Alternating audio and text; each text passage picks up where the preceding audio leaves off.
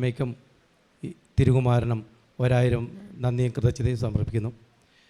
എൻ്റെ പേര് ബേബി കുര്യൻ എന്നാണ്. എൻ്റെ ഭാര്യയുടെ പേര് ബിന്ദു.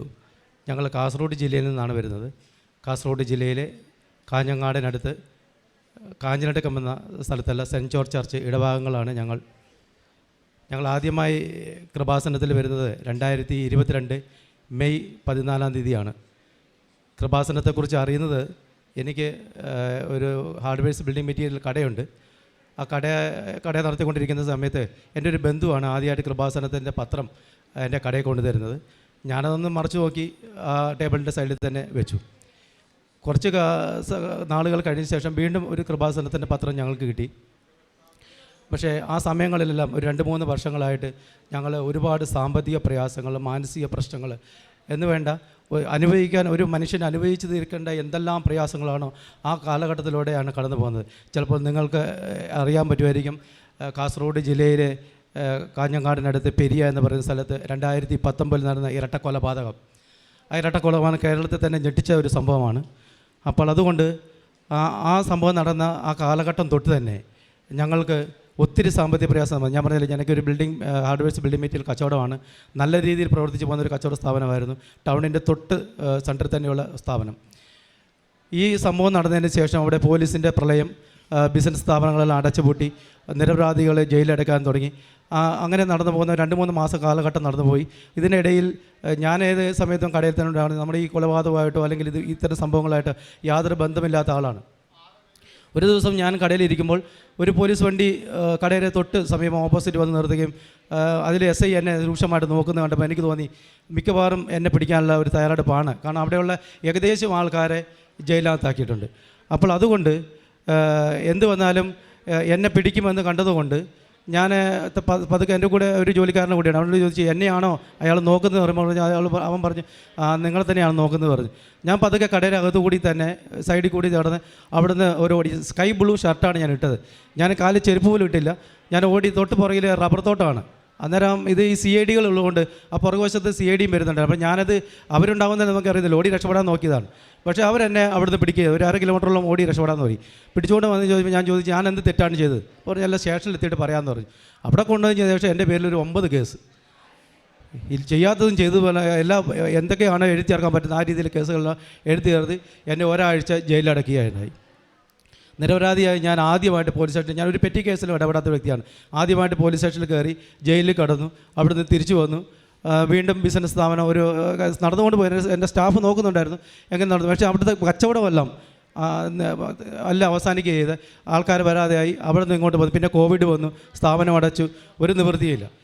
എനിക്ക് കുറച്ച് ബാങ്ക് ബാധ്യതയുണ്ടായിരുന്നു. ആ ബാങ്ക് ബാധ്യത അടച്ചു തീർക്കാൻ പറ്റാതായി. ബാങ്ക് ലോണുകൾ, ചിട്ടികൾ, ബിസിനസ്സിൻ്റെ സപ്ലൈസിന് കൊടുക്കാനുള്ള പൈസകൾ അതെല്ലാം പെൻഡിങ് വരികയും സ്ഥാപനം തന്നെ നിലനിൽക്കാൻ പറ്റാത്തൊരവസ്ഥയായി. ഞാൻ അന്നേരം പലിശക്കാരെ അറിയാമല്ലോ, നിങ്ങൾക്ക് സാമ്പത്തിക പ്രതിസന്ധി വരുമ്പോൾ നമ്മൾ ആദ്യം ആശ്രയിക്കുന്ന പലിശക്കാരെയാണ്. അങ്ങനെ പലിശക്കാരെ ആശ്രയിച്ച് അവർ പലിശയ്ക്ക് വാങ്ങിച്ചു. ചിലപ്പോൾ ഇന്ന് ബിസിനസ് ശരിയാവും, നാളെ ശരിയാവുമെന്ന് പറഞ്ഞ് ഓരോ ദിനവും തള്ളി നീക്കി. ബാങ്കിൻ്റെ ലോൺ 2019 തൊട്ട് ഈ കഴിഞ്ഞ ഒരു മാസം വരെ എനിക്ക് അടച്ചു തീർക്കാൻ പറ്റാതെയായി. അത് ഏകദേശം ഒരു 80 ലക്ഷം രൂപയോളം കടബാധ്യത വന്നു.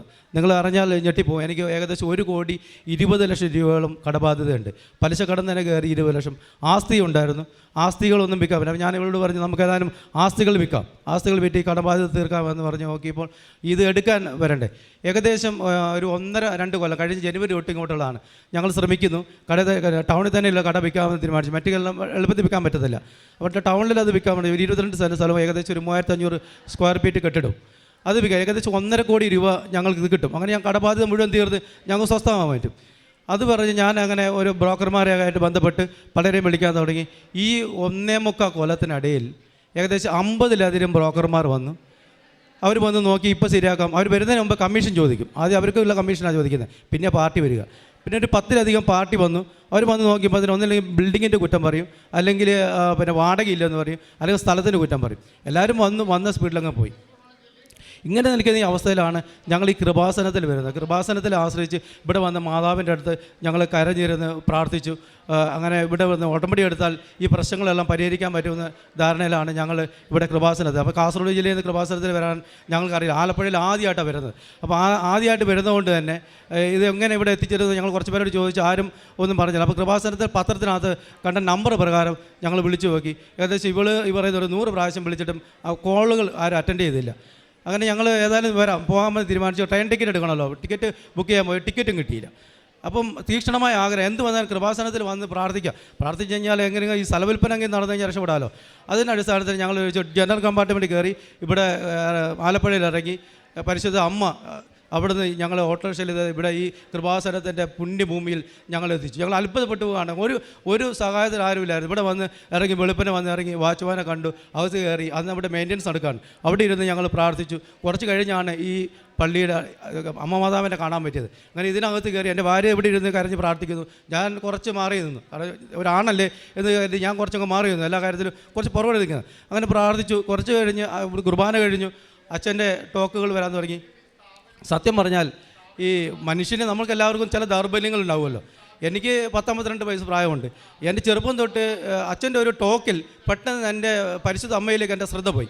അപ്പോൾ ടോക്കിൽ അച്ഛൻ പറഞ്ഞതെന്ന് പറഞ്ഞാൽ നമ്മൾക്ക് ഈ അന്യാധിപപ്പെട്ട് കിട്ടുന്ന മുതലുകളുണ്ടല്ലോ, ചെറിയ എന്തെങ്കിലും ആകട്ടെ, അങ്ങനെയുള്ള കാര്യങ്ങളെല്ലാം നമ്മൾ അതിൽ നിന്നും ശ്രദ്ധ മാറ്റി നമ്മളതൊക്കെ ഒഴിവാക്കി പോകുന്നു. അപ്പോൾ ഞാൻ പെട്ടെന്ന് എൻ്റെ മനസ്സിലേക്ക് പോയി. കാരണം പറഞ്ഞാൽ നമ്മുടെ വീടിൻ്റെ തൊട്ട് അടുത്ത പറമ്പാണെങ്കിലും അവിടെ ഒരു തേങ്ങ എടുക്കുന്നുണ്ടെങ്കിൽ നമ്മുടെ കണ്ണി കാണാൻ കാലം തട്ടി നമ്മുടെ പറമ്പിലിടും. അപ്പോൾ അത്രയ്ക്ക് ശീലങ്ങളൊക്കെ ഉള്ളതുകൊണ്ട് ഞാൻ ആ ശീലം എൻ്റെ മനസ്സിൽ പെട്ടെന്ന് പതിയും. അങ്ങനെയാണെങ്കിൽ അച്ഛൻ്റെ ടോക്കിലൂടെ ഒരു മാറ്റം വരുത്തണമല്ലോ. ഈ 52 കൊല്ലം ഉള്ള ഈ ചെറിയ മാറ്റം വരുത്തണമല്ലോ. ഞാൻ അത് അവിടെ ഇരുന്ന് ആദ്യത്തെ ഒരു തീരുമാനം എടുത്തു. ഇങ്ങനെയുള്ള ശീലങ്ങൾ ആദ്യം തന്നെ നമുക്ക് മാറ്റാം. അങ്ങനെ മാറ്റുമ്പോൾ തന്നെ ജീവിതത്തിൽ ഒരുപാട് മാറ്റങ്ങൾ ഉണ്ടാകുമെന്ന് ഞാൻ കരുതി. ആദ്യം തന്നെ അങ്ങനെ ഞാൻ ഉടമ്പടി എടുക്കുന്നതിന് മുമ്പ് തന്നെ ഒരു തീരുമാനം അങ്ങനെ എടുക്കുകയും ചെയ്തു. അപ്പോൾ ഉടമ്പടി എടുക്കാൻ വേണ്ടി ഞാൻ ഇവളും കൂടി ഇവിടെ വന്നെങ്കിലും ആരെടുക്കണമെന്നുള്ള തീരുമാനത്തിൽ കൺഫ്യൂഷൻ ഉണ്ടായിരുന്നു. അപ്പോൾ ഉടമ്പടി എടുക്കാൻ വേണ്ടി ഞാൻ എടുത്താൽ അത് അത്ര പൂർത്തീകരിക്കാൻ പറ്റുമെന്ന് എനിക്ക് തോന്നിയില്ല. കാരണം ഞാനൊരു കച്ചവടക്കാരനാണ്, നുണയെ പറയാൻ പറ്റത്തുള്ളൂ. ഈ ഇവിടെ നമ്മുടെ തൃശ്ശൂരൊക്കെ ഉണ്ടാകുന്ന സാധനം ഞാൻ ഡൽഹിയിൽ ഉണ്ടാക്കിയ സാധനമാണെന്ന് പറഞ്ഞ് വിൽക്കുന്ന ഒരാളാണ്. അപ്പോൾ അതുകൊണ്ട് ഒരു കച്ചവടക്കാരനെ നീതി പുലർത്താൻ കഴിയാത്തത് കൊണ്ട് ഞാൻ ഭാര്യയോട് പറഞ്ഞു, നീ ഉടമ്പടി എടുക്ക്. അപ്പോൾ അവൾക്ക് മാതാവിനോട് നല്ല വിശ്വാസവും ഈ ഉടമ്പടി പൂർത്തീകരിച്ച് കൊണ്ടുപോകാൻ പറ്റും, പ്രാർത്ഥനയും കാര്യങ്ങൾ ചെയ്യാൻ പറ്റും. ഞാൻ കടയിലായതുകൊണ്ട് എനിക്ക് അച്ഛൻ്റെ ടോക്കുകൾ ധ്യാനത്തിൽ നടക്കുന്ന മൊബൈലിൽ വരുന്ന യൂട്യൂബിലെല്ലാം കാണാൻ പറ്റത്തില്ല. അപ്പോൾ ഇവളോട് ഞാൻ പറഞ്ഞു, നീ ഉടമ്പടി എടുക്ക്. ഞാൻ സൂത്രത്തിൽ സത്യം പറഞ്ഞാൽ ഒഴിഞ്ഞു മാറിയതാണ്. കാരണം ഉടമ്പടിയിലെ നിബന്ധനകളും കാര്യങ്ങളൊക്കെ അച്ഛനെ ഇവിടുന്ന് പറഞ്ഞപ്പോഴേ എനിക്ക് മനസ്സിലായി ഇത് എന്നെക്കൊണ്ട് സാധിക്കത്തില്ല. സാധിക്കാത്ത കാര്യം ദൈവത്തിന് മുമ്പിൽ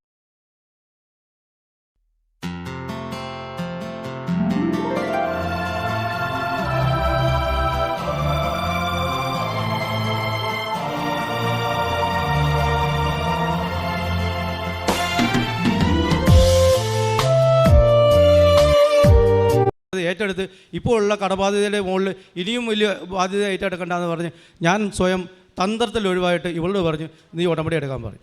അങ്ങനെ ഇവൾ ഉടമ്പടി എടുത്ത് ഞാനിവിടെ ടോക്കുകളും ബാക്കി കാര്യങ്ങളും കേട്ടുകൊണ്ട് തന്നെ ഇരുന്നു. ഉടമ്പടി വന്നു. അപ്പം സത്യത്തിൽ പറഞ്ഞാൽ ഞങ്ങൾ ആദ്യമായിട്ട് വരുന്നതുകൊണ്ട് ഇവിടുത്തെ കാര്യങ്ങളൊന്നും അറിയാത്തത് കൊണ്ട് തന്നെ ഞാൻ കുറച്ച് നേരം അവിടെ മാറിയിരുന്നപ്പോൾ തന്നെ ഈ ഉടമ്പടി എടുത്തവർ പരിശുദ്ധ അമ്മേനെയും കൊണ്ട് വരുന്നുണ്ടല്ലോ. അപ്പം എനിക്കിത് അറിയില്ലായിരുന്നു. അപ്പം മണി അടിക്കുന്നു പെട്ടെന്ന് എന്തോ ഒരു വിളിവിളി കിട്ടിയ പോലെ ഞാൻ ചാടി എഴുന്നേറ്റ് ആ രൂപം കൊണ്ട് വരുമ്പോൾ അതിന് പെട്ടെന്ന് പോയി അമ്മയെ തൊട്ട് വണങ്ങി. അപ്പോൾ ഞാൻ വിചാരിച്ചു ഏതോ പള്ളിയിൽ നിന്ന് പ്രദക്ഷിണമായിട്ട് വരുന്നതായിരിക്കും, ഇത് ഉടമ്പടി എനിക്കറിയത്തില്ല. അപ്പോൾ അങ്ങനെ ആയിരിക്കും കരുതി 3 പ്രാവശ്യം ഞാൻ അവിടെ നിന്ന് ഇവിടം വരെ വരും, ഇതിനകത്തോട് കയറാൻ പറ്റിയല്ല. അങ്ങനെ തിരിച്ചു പോകും. പിന്നെ ഇവിടെ തിരിച്ചു വന്ന് ഉടമ്പടി എടുക്കാൻ വേണ്ടി അവിടെയായിരുന്നു അന്നേരം ഉണ്ടായിരുന്നത്, നമ്മുടെ ആദ്യത്തെ ഭാഗത്ത്. അവിടെ നിന്നാണ് എനിക്ക് മനസ്സിലായത് ഇത് ഉടമ്പടി എടുത്ത് വരുന്നവരാണ് ഈ കൂടെ വന്ന് ഇവിടെ പത്രിക ഇടാൻ വേണ്ടി അമ്മമാതാവിൻ്റെ അടുത്ത് വരുന്നതാണ് ഞാൻ അറിയുന്നത് തന്നെ. ഞങ്ങൾ ഉടമ്പടി എടുത്ത് ഇവിടുന്ന് സന്തോഷത്തോടെ തിരിച്ചു പോയി. ഉടമ്പടിയിലെ കാര്യങ്ങൾ പൂർത്തീകരിക്കാൻ വേണ്ടി ഞാൻ എൻ്റെ ഭാര്യയുടെ കൂടെ, ഞാൻ എടുത്തില്ലെങ്കിൽ എല്ലാ കാര്യത്തിലും പ്രാർത്ഥനയുടെ കാര്യത്തിലും പ്രത്യക്ഷണ പ്രാർത്ഥന, പ്രഭാത പ്രാർത്ഥന, അതുപോലെ പത്രം കൊണ്ട് കൊടുക്കുന്ന കാര്യങ്ങളിൽ എല്ലാം അവളോട് കൂടെ തന്നെ സഹകരിച്ചു പോകും. പക്ഷേ ഞാൻ പറഞ്ഞില്ല, എൻ്റെ ഒരു കച്ചവടക്കാരൻ എന്ന നിലയിൽ നീതി പുലർത്താൻ പറ്റാത്തതുകൊണ്ട് ഉടമ്പടി എടുക്കാതെ ഞാൻ മാറിയിരുന്നു. പക്ഷേ ഞങ്ങളുടെ ഉടമ്പടി പറഞ്ഞ കാര്യങ്ങൾ ഇവൾ 6 എണ്ണം എഴുതിയെങ്കിലും 2-3 എണ്ണം ഇവർക്ക് കിട്ടി. പക്ഷേ മർമ്മപ്രധാനമായിട്ട് ഞങ്ങൾ ഈ ബിൽഡിംഗ് വിൽക്കുക അല്ലെങ്കിൽ ഈ ബാധ്യത തീർക്കുക എന്നുള്ള കാര്യം നടക്കുന്നില്ല. അപ്പം കൺമുമ്പിൽ അത്ഭുതം നടക്കാത്തതുകൊണ്ട് എനിക്ക് സത്യം പറഞ്ഞാൽ വിശ്വാസം വരുന്നില്ല. പകുതി വിശ്വസിക്കും, പകുതി വിശ്വസിക്കില്ല. അങ്ങനെ ഇവളോട് ചോദിക്കും, നീ എന്നും പ്രാർത്ഥിക്കുന്നുണ്ട്, ഇതുപോലെ എല്ലാം ടോക്കും കേൾക്കുന്നുണ്ട്, എല്ലാം ചെയ്യുന്നുണ്ട്, നമുക്ക് ഇത്രയും പ്രശ്നങ്ങളുണ്ട്, എന്നിട്ട് ഇതുവരെ ഈ സ്ഥലം വെക്കാൻ പറ്റുന്നില്ല. ഞാനുള്ള ബ്രോക്കർമാരെ മുഴുവൻ വിളിച്ചു, എല്ലാവരോടും സംസാരിച്ചു, എല്ലാവരും വരുന്നു, വന്ന് അങ്ങ് പോകുന്നു, നടക്കുന്നില്ല, എന്ത് ചെയ്യാൻ പറ്റും, മാതാവിനോട് ഇനി ഏത് രീതിയിൽ നമ്മൾ പ്രവർത്തിക്കാം. ഇവൾ അധികം സംസാരിക്കുന്നില്ല. എൻ്റെ ഈ നിരാശയും പ്രശ്നം കാരണങ്ങൾ എന്ത് മറുപടി പറയാൻ അവൾക്ക് തന്നെ അറിയില്ല. അതുകൊണ്ട് കൂടുതൽ ഒന്നും പറയാതെ ഇവൾ പ്രാർത്ഥനാ നിരതമായിട്ട് വീട്ടിൽ പോകും. ഞാൻ കടയിൽ പോകും. എൻ്റെ പഴയ ശീലം നമ്മൾക്കറിയാമല്ലോ, ഈ നുണ പറയുക എന്നുള്ളൊരു ശീലങ്ങളുണ്ടല്ലോ, കച്ചവടക്കാരനെ സംബന്ധിച്ച് നുണ പറയേണ്ടി വരും. എൻ്റെ ശീലം അങ്ങനെ തുടർന്നുകൊണ്ട് പോയി. ഒരു അവസരത്തിൽ എനിക്ക് തോന്നി, ഇത് ഒരു കുടുംബത്തിൻ്റെ നാഥൻ എന്ന നിലയിൽ ഞാൻ ഉടമ്പടി എടുക്കാത്തത് കൊണ്ടായിരിക്കാം ചിലപ്പോൾ അമ്മ മാതാവ് എന്നെ പരീക്ഷിക്കുന്നത്. അപ്പോൾ അന്ന് ഇവൾ ഉടമ്പടി എടുത്ത് വന്നതിന് ശേഷം ഈ ബാധ്യത, ഈ പലിശക്കാരെല്ലാവരും ഉണ്ടായിരുന്നല്ലോ, ഇവരെല്ലാവരും കൂടി എന്നെ അങ്ങ് അറ്റാക്ക് ചെയ്തു. എൻ്റെ കാലും കൈയും കെട്ടി, എനിക്ക് ഒന്നും ചെയ്യാൻ പറ്റത്തില്ല. ബാങ്ക് പ്രശ്നം, വണ്ടിയുടെ ലോൺ, സപ്ലൈസ്, പലിശക്കാർ, ഇവരെല്ലാവരും കൂടി ഇപ്പോൾ തരണം കാശെന്ന് പറഞ്ഞാൽ ഞാൻ എവിടെ നിർത്തി കൊടുക്കാൻ, ഒന്നിലും ആത്മഹത്യ ചെയ്യണം, അല്ലെങ്കിൽ നാട് വിടണം. അങ്ങനെ ഇരിക്കുക ഞാൻ ഇവളോട് പറഞ്ഞു, ഒന്നിലും ഞാൻ കൃപാസനത്തോട്ട് ഞാൻ പോവാം പ്രാർത്ഥിക്കാൻ, എന്തെങ്കിലും തീരുമാനമായിട്ട് അച്ഛനെ പോയി കാണാൻ പറ്റുമോ എനിക്കറിയത്തില്ല, ഞാൻ നോക്കട്ടെ, അല്ലെങ്കിൽ ഞാൻ ആത്മഹത്യ ചെയ്യും. അങ്ങനെ പറഞ്ഞുകൊണ്ടിരിക്കും. പിറ്റേ ദിവസം രാവിലെ അച്ഛൻ്റെ ഒരു ടോക്ക്, എല്ലാ ദിവസവും ടോക്ക് ശ്രദ്ധിക്കുന്നതുകൊണ്ട് ഒരു ടോക്ക് വന്നു, അച്ഛൻ്റെ ഒരു ടോക്ക് വന്നു, പിന്നെ നീ ആത്മഹത്യ ചെയ്യരുത്. ആ ടോക്ക് ഇപ്പോൾ എനിക്ക് അയച്ചു തന്നു. ഞാനത് നോക്കിയപ്പോൾ അത് എന്നെക്കുറിച്ച് തന്നെ പറയുന്നതാണ്. അപ്പോൾ എനിക്ക് തോന്നി, ഇനി ആത്മഹത്യ ചിന്തിക്കണ്ട, നേരെ കൃപാസനത്തിൽ പോകും. അപ്പോൾ ഇവർക്ക് 3 മാസമായിട്ട് ഓട്ടോമാറ്റിക് പുതുക്കാനായി. അപ്പോൾ ഞാൻ പറഞ്ഞു, എന്നാൽ ഞാനൊരു കാര്യം ചെയ്യാം, ഞാൻ ഉടമ്പടി എടുക്കാം, ഇനി എന്ത് വന്നാലും. പിന്നെ മദ്യപാനം അങ്ങനത്തെ ശീലങ്ങളൊന്നും ഇല്ലാത്തതുകൊണ്ട് പേടിക്കാനൊന്നുമില്ല. ഈ നുണ പറയുക, പിന്നെ പള്ളിയിൽ പോവുക, അങ്ങനത്തെ കാര്യങ്ങളൊക്കെ ഉണ്ടല്ലോ, അപ്പോൾ അത് പിന്നെ കുമ്പസാരിക്കുക, അങ്ങനെ അതിനകത്തുള്ള കുറച്ച് കാര്യങ്ങൾ നീതി വളർത്താൻ പറ്റാത്ത പ്രശ്നങ്ങളേ ഉണ്ടായിരുന്നത്. അപ്പോൾ ഞാൻ പറഞ്ഞു, ഞാൻ കുടുംബനാഥൻ നിലയിൽ ഞാൻ ഉടമ്പടി എടുക്കാം, ഇനി ദൈവം ചിലപ്പോൾ മാതാവ് ഇത് കണ്ടു കാണും, ഞാൻ ഒളിഞ്ഞു മാറിയത്, അതുകൊണ്ട് ഈ പ്രശ്നം പരിഹരിക്കണം, ഞാൻ തന്നെ ഉടമ്പടി എടുക്കാമെന്ന് പറഞ്ഞു. അങ്ങനെ 2022 ഓഗസ്റ്റ് 13 ഞങ്ങൾ വീണ്ടും കൃപാസനത്തിൻ്റെ ഈ മണ്ണിൽ കാലുകുത്തുകയും ഞാൻ ഇവിടെ വന്ന് അമ്മയോട് പറഞ്ഞ് പ്രാർത്ഥിച്ച്, ഞാൻ എൻ്റെ തെറ്റുകളും കുറ്റങ്ങളും മുഴുവൻ പറഞ്ഞ് പ്രാർത്ഥിക്കുകയും അതനുസരിച്ച് ഞാൻ ഉടമ്പടി എടുക്കുകയും വളരെ സന്തോഷത്തോടെ ഇവിടുന്ന് തിരിച്ചു പോവുകയും ചെയ്തു. ഒരു കാര്യം ഞാൻ നിങ്ങളോട് വ്യക്തമായിട്ട് അറിയാം, നമ്മുടെ ജീവിത പ്രശ്നങ്ങൾ എന്തൊക്കെയാണ്, അത് നമ്മുടെ യുക്തിക്കും ബുദ്ധിക്കും നമ്മൾ നോക്കാതെ ഹൃദയം കൊണ്ട് പരിശോധിക്കും. ഹൃദയം കൊണ്ട് പരിശോധിക്കുമ്പോൾ മാത്രമേ നമ്മുടെ പ്രശ്നങ്ങളിൽ എത്രമാത്രം ദൈവം ഇടപെടുന്നുണ്ട് അറിയാത്തുള്ളൂ. യുക്തിക്കും ബുദ്ധിക്കാണ് ഞാൻ ചിന്തിച്ചുകൊണ്ടിരുന്നത്. എൻ്റെ യുക്തിക്കും ബുദ്ധിക്കും ഞാൻ ആൾക്കാരെ വിളിച്ച് ഇത് വിൽപ്പിക്കാനും പരിശ്രമിച്ചു. പക്ഷേ ഞാൻ ദൈവത്തിൽ ആശ്രയിച്ചില്ല. നിങ്ങളോട് ഞാൻ പറയാൻ, ദൈവത്തിൽ ആശ്രയിക്കുക, ദൈവത്തിൽ സമയം. അച്ഛന് പറയുന്ന ഒരു ടോക്ക് ഞാൻ ശ്രദ്ധിച്ചിരുന്നു, സർവ്വവും തോറ്റു കഴിയുമ്പോൾ, നമ്മൾ പരാജയപ്പെട്ടെന്ന് കാണുമ്പോൾ മാതാവിനെ വിളിച്ച് അപേക്ഷിക്കുക, ഈശോയിൽ അഭയം പ്രാപിക്കുക. ഞാൻ 2 കൈകൾ ഉയർത്തി ക്രൂശിത രൂപത്തിൽ മുമ്പിൽ കൈകൾ പൊക്കി ഞാൻ പറഞ്ഞു, ഞാൻ തോറ്റു, ഇനി ഞാൻ ഇനി ഈ സ്ഥലം വിൽപ്പനയ്ക്ക് വേണ്ടി ബ്രോക്കർമാരെ വിളിക്കുന്ന പരിപാടിയില്ല. അമ്മ മാതാവ് ഇത് നടത്തി തരുന്നത്, അല്ലെങ്കിൽ ഈ പ്രശ്നം എങ്ങനെ വേണമെങ്കിലും നിങ്ങൾ പരിഹരിക്കട്ടെ. അമ്മ മാതാവിൻ്റെ സമർപ്പിച്ചുകൊണ്ട് ഞാൻ ഈ പ്രശ്നം എൻ്റെ ഉടമ്പടിയിൽ ഞാൻ എഴുതിയിട്ടു, അമ്മ മാതാവിനെ ഏൽപ്പിച്ചു. ദൈവകൃപയാൽ ഞങ്ങളെ പ്രേക്ഷിത പ്രവർത്തനങ്ങളെല്ലാം ആദ്യം ചെയ്തതിനേക്കാൾ ഊർജ്ജസ്വലമായിട്ട് ഗവൺമെൻറ് ആശുപത്രി സന്ദർശിക്കുകയും ഞങ്ങൾക്ക് രോഗികളെ കാണുകയും ഞങ്ങൾ ദാരിദ്ര്യത്തിൽ നിന്നും ഈ സമ്പദ് വ്യവസ്ഥയിലുള്ള എന്തെങ്കിലും കൊടുക്കുകയും വൃദ്ധസദനങ്ങൾ സന്ദർശിക്കുകയും, അതുപോലെ എൻ്റെ ജീവിതത്തിൽ ഞാൻ ഈ പ്രഭാതത്തിൽ പള്ളിയിൽ പോകുന്ന പരിപാടിയേ ഇല്ലായിരുന്നു.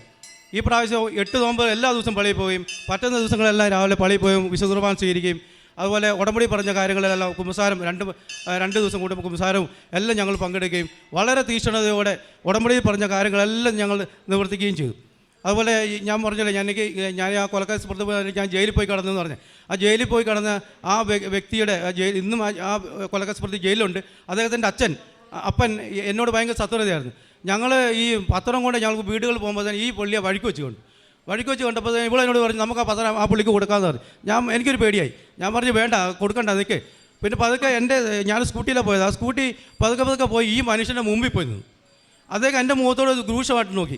ഉടനെ ഇവള് വന്ന് ഉടനെ പത്രം കൊടുത്തു. പത്രം കൊടുത്ത് കൃപാസനത്തിൽ പത്രം കൊടുത്തു. ഇത് കൃപാസനത്തിൽ പത്രമാണ്, ഞങ്ങൾ ആലപ്പുഴയിൽ പോയി പ്രാർത്ഥന നടത്തിയിട്ട് വരുന്നു, അപ്പോൾ നിങ്ങൾ ഇതുപോലെ പള്ളിയിൽ പോകണം, പ്രാർത്ഥന കച്ചവടം. ആ മനുഷ്യൻ ഇതെല്ലാം അക്ഷരം ശ്രദ്ധിച്ച് കേട്ടു. ഒരു അക്ഷരം പറഞ്ഞു. ഞാൻ വിചാരിച്ച എന്നെ തെറി വിളിക്കുന്നതായി, ഒന്നും പറഞ്ഞില്ല.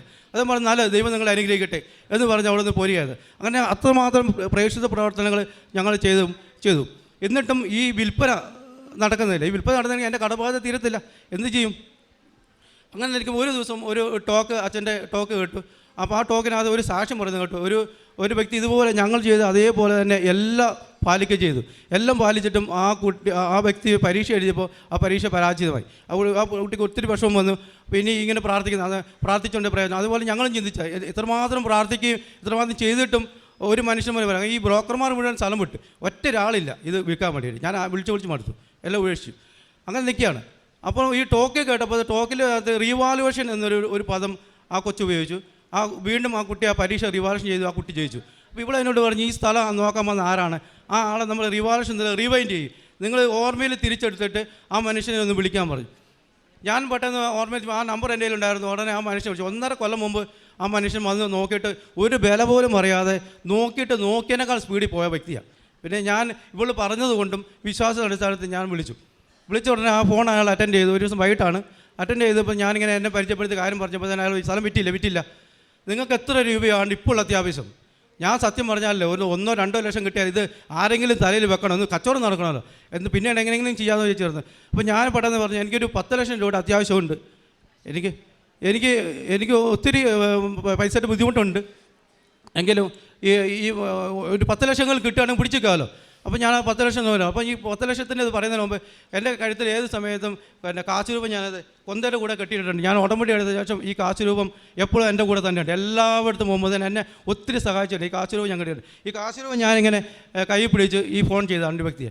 ഫോൺ ചെയ്ത ഉടനെ അദ്ദേഹത്തിന് മറുവാദം ചോദ്യമാണ്, നിങ്ങൾക്ക് ഇപ്പോൾ എത്ര രൂപയുടെ അത്യാവശ്യം? ഞാൻ പറഞ്ഞു എനിക്കൊരു 10 ലക്ഷം രൂപ. അയാൾ പറഞ്ഞു ഞാൻ നോക്കട്ടെ, 2-3 ദിവസത്തിലാണ് ഞാൻ വിവരം പറയാമെന്ന് പറഞ്ഞു. ഞങ്ങൾ നിരന്തരമായി പ്രാർത്ഥിച്ച അടിസ്ഥാനത്തിൽ വീട് ഞാൻ വിളിച്ചപ്പോൾ തന്നെ പറഞ്ഞു ഞാൻ ഒരു ഞായറാഴ്ച വരാമെന്ന് പറഞ്ഞു. ഞങ്ങൾ അത് തീക്ഷ്ണതയോടെ പ്രാർത്ഥിക്കാൻ തുടങ്ങി. ഇവളേലും കാശ് രൂപമുണ്ട്, ഇവളും ഉടമ്പടി എടുത്ത ആൾ, ഞങ്ങൾ ഡബിൾ ഉടമ്പടിയിലാണ് നിൽക്കുന്നത്.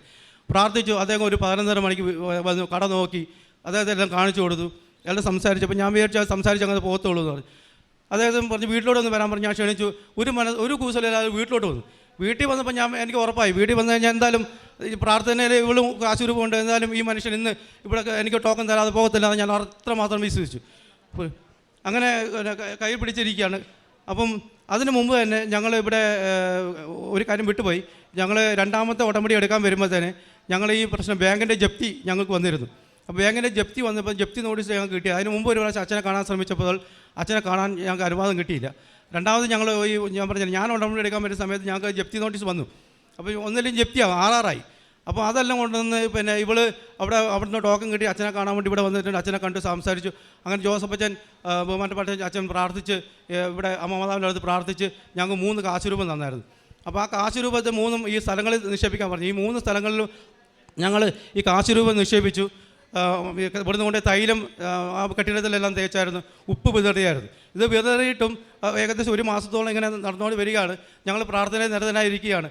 അച്ഛൻ എന്തായാലും ഈശോയോട് പ്രാർത്ഥിച്ചു തന്ന ഈ കാശ് രൂപം അവിടെ വിതറിയ ആ മണ്ണിൽ എന്ത് വന്നാലും വിൽക്കാൻ പറ്റുന്ന കുറച്ച് വിശ്വാസമുണ്ട്. അങ്ങനെ ഈ മനുഷ്യനോട് ഞങ്ങൾ ഇരിക്കുന്ന കാലഘട്ടത്തിലാണ് ഈ മനുഷ്യൻ വരുന്നത്. അപ്പോൾ മനുഷ്യനെ വീട്ടിലോട്ട് വിളിച്ചും വീട്ടിൽ വന്നു കഴിഞ്ഞാൽ ഞാൻ കാര്യങ്ങൾ പറയുമ്പോൾ ഞാൻ വെച്ച് 8 ലക്ഷം രൂപ വിലകൾ സംസാരിച്ചു. വളരെ അകലെയാണ് അദ്ദേഹത്തിൻ്റെ വില നിൽക്കുന്നത്. ഞാൻ ഈ കാശ് രൂപം അതിൻ്റെ കയ്യിൽ തന്നെ പിടിച്ചിട്ടുണ്ട്, ഇവളും കാശ് രൂപം കയ്യിലെടുത്ത് പിടിച്ചിട്ടുണ്ട്. സംസാരിച്ച് വന്ന് ഞങ്ങൾക്ക് ദൈവം പരിശുദ്ധ അമ്മ വഴി ഞങ്ങളുടെ കടബാധ്യത ബാങ്കിൻ്റെ ജപ്തി തീർക്കേണ്ട 1 കോടിയിലധികം രൂപയ്ക്ക് തന്നെ ആ മനുഷ്യൻ ഈ കട എടുക്കാമെന്ന് ഞങ്ങൾ ഏൽക്കുകയും അവിടെ വെച്ച് തന്നെ അന്നേരം തന്നെ അദ്ദേഹം ടോക്കൺ മണി തരികയും ചെയ്തു. നിങ്ങളൊന്ന് മനസ്സിലാക്കണം, ബ്രോക്കർമാർ ആരുമില്ല, പരിശുദ്ധ അമ്മയാണ് ഇതിൻ്റെ മധ്യസ്ഥ. പരിശുദ്ധ അമ്മയുടെ മധ്യസ്ഥയിലാണ് ഇവിടെ വന്ന് ഈ മനുഷ്യൻ ഞങ്ങളുടെ അടുത്ത് വന്നതും ഞങ്ങളുടെ ഈ സ്ഥലവിൽപ്പന നടത്തുകയും ചെയ്തത്. ഞങ്ങൾ പരിശുദ്ധ അമ്മയാണ് ആശ്രയിച്ചത്.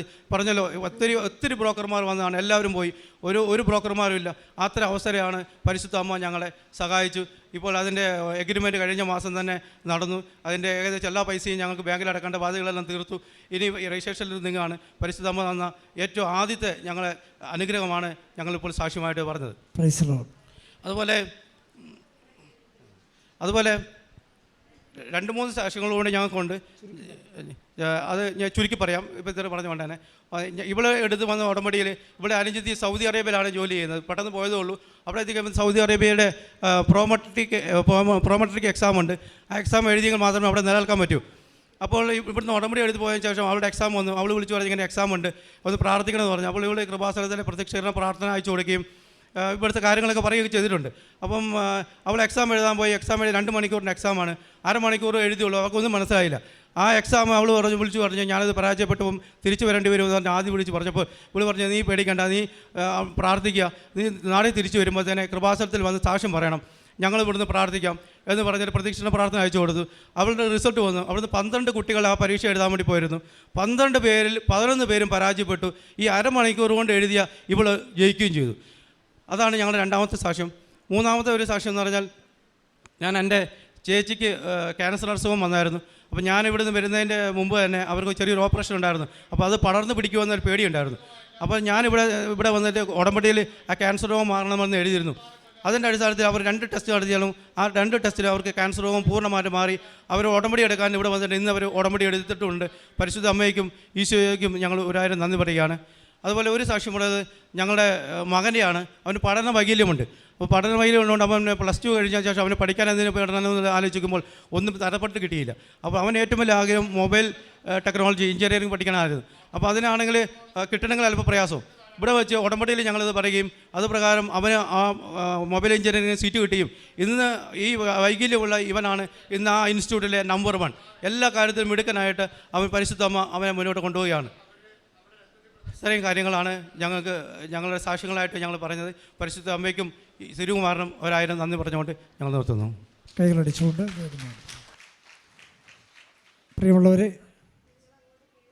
പ്രിയമുള്ളവരെ നമ്മൾ ബേബി കുര്യൻ്റെ സാക്ഷ്യം കേൾക്കുകയായിരുന്നു. അദ്ദേഹം പറഞ്ഞ അനുസരിച്ച് മാതാവിൻ്റെ വലിയ ഇടപെടൽ ഇവരുടെ ജീവിതത്തിൽ അനുഭവിക്കാൻ സാധിച്ച ഒത്തിരി കാര്യങ്ങൾ പറയുകയായിരുന്നു. ബഹുമാനപ്പെട്ട ജോസഫ് അച്ഛൻ്റെ വചന ശുശ്രൂഷയിലൂടെ അദ്ദേഹം ആത്മഹത്യ ചെയ്യണമെന്ന് ചിന്തിച്ചിരുന്ന സമയത്ത് ഇവിടുന്ന് അച്ഛൻ്റെ വചനം പറയുകയാണ്, നീ ആത്മഹത്യ ചെയ്യരുതെന്ന്. അതാണ് അദ്ദേഹത്തിൻ്റെ ജീവിതത്തിൽ ഒരു ടേണിംഗ് പോയിൻ്റ്. പിന്നെ ആ കടബാധ്യത, ഒരുപാട് പ്രശ്നങ്ങളെല്ലാം തരണം ചെയ്യാനൊക്കെ അദ്ദേഹത്തിന് സാധിച്ചു. പിന്നെ മകൻ്റെ പരീക്ഷയിൽ സീറ്റ് കിട്ടിയതും അതുപോലെ തന്നെ പരീക്ഷയിൽ അരമണിക്കൂർ കൊണ്ട് എഴുതിയ പരീക്ഷയിൽ ആ പരീക്ഷയിൽ 2 മണിക്കൂർ അറ്റൻഡ് ചെയ്തവർക്ക് കിട്ടിയിട്ടില്ല. അതിൽ ഒരേ ഒരാളാണ് വിജയിച്ചത്. അപ്പോൾ അങ്ങനെ ഒരുപാട് അനുഗ്രഹങ്ങളാണ് കിട്ടിയത്. ജോസഫ് അച്ഛൻ എപ്പോഴും പറയാറുണ്ട്, ഉടമ്പടി എന്ന് പറഞ്ഞാൽ വെറും ഒരു പ്രാർത്ഥന മാത്രമല്ല, അതൊരു മനുഷ്യൻ്റെ എല്ലാ പ്രശ്നങ്ങൾക്കും പരിഹാരമാണെന്ന് പറയാറുണ്ട്. അപ്പോൾ എല്ലാ തരങ്ങളെയും തൊടുന്ന ഒരു പ്രാർത്ഥനയാണ് ഉടമ്പടി പ്രാർത്ഥന. പ്രേക്ഷിത പ്രവർത്തനം അദ്ദേഹത്തിൻ്റെ പ്രാർത്ഥനാ ജീവിതത്തിൽ ഒരുപാട് മാറ്റങ്ങളുണ്ടായി. പിന്നെ അദ്ദേഹം പറഞ്ഞ ഒരു കാര്യമുണ്ട്, 2 പേരും ഉടമ്പടി എടുത്തുന്നത്. ഒരു വീട്ടിൽ നിന്ന് ഒരു ഉടമ്പടി എടുക്കാനാണ് അനുവാദമുള്ളത്. പക്ഷേ അദ്ദേഹത്തിൻ്റെ സാഹചര്യം കൊണ്ടും അദ്ദേഹം ഇവിടെ വന്ന് യോനായെ പോലെ ഒളിച്ചോടിയ ഒരവസ്ഥ ഉണ്ടായതുകൊണ്ടുമാണ് അദ്ദേഹം വന്ന് 2ാമത് ഉടമ്പടി എടുത്തത്. സത്യം പറഞ്ഞാൽ ഒരേ ഒരു ഉടമ്പടിയാണ് ഒരു വീടിന് അനുവദിച്ചിട്ടുള്ളത്. അത് തന്നെ ചെയ്താൽ മതി. വലിയ അനുഗ്രഹങ്ങളാണ് നമുക്ക് കിട്ടാൻ പോകുന്നത്. അതുകൊണ്ട് സന്തോഷത്തോടെ പ്രാർത്ഥിക്കുക. 2 കരങ്ങളും ഉയർത്തി ദൈവം ചെയ്ത എല്ലാ അനുഗ്രഹങ്ങൾക്കും പരിശുദ്ധ അമ്മയിലൂടെ കൃപാസന മാതാവിലൂടെ ലഭിച്ച എല്ലാ അനുഗ്രഹങ്ങൾക്കും നന്ദി പറഞ്ഞ് സ്തുതിക്കട്ടെ. Hallelujah, hallelujah. യേശുവേ നന്ദി, യേശുവേ സ്തുതി. Hallelujah, hallelujah. അത്യപൂർവ ദൈവാനുഭവങ്ങൾ ഇനി നിങ്ങൾക്കും സ്വന്തം.